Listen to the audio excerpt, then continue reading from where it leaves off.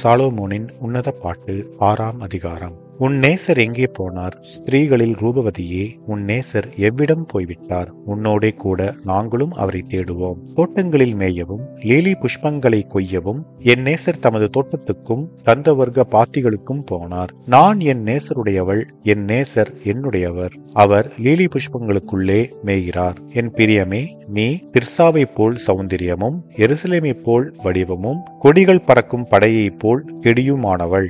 உன் கண்களை என்னை விட்டு திருப்பு, அவைகள் என்னை வென்றது.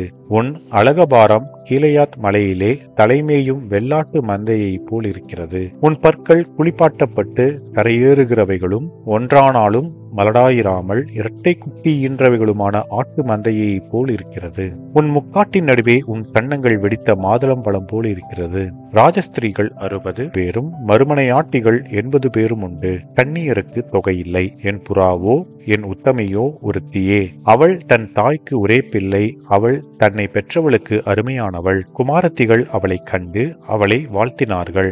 ராஜஸ்திரீகளும் மறுமனையாட்டிகளும் அவளை போற்றினார்கள். சந்திரனைப் போல் அழகும் சூரியனைப் போல் பிரகாசமும் கொடிகள் பறக்கும் படையைப் போல் கெடியும் உள்ளவளாய் அருணோதயம் போல் உதிக்கிற இவள் யார்? பள்ளத்தாக்கிலே பழுத்த கனிகளை பார்க்கவும் திராட்சை செடிகள் துளிர்விட்டு மாதுளஞ்செடிகள் பூத்ததா என்று அறியவும் வாதுமை தோட்டத்துக்கு போனேன். நினையாததுக்கு முன்னே என் ஆத்துமா என்னை அம்மினதாபின் ரதங்களுக்கு ஒப்பாக்கிற்று. திரும்பி வா, திரும்பி வா, சூலமித்தியே, நாங்கள் உன்னை பார்க்கும்படிக்கு திரும்பி வா, திரும்பி வா. சூலமித்தியில் நீங்கள் என்னத்தை பார்க்கிறீர்கள்?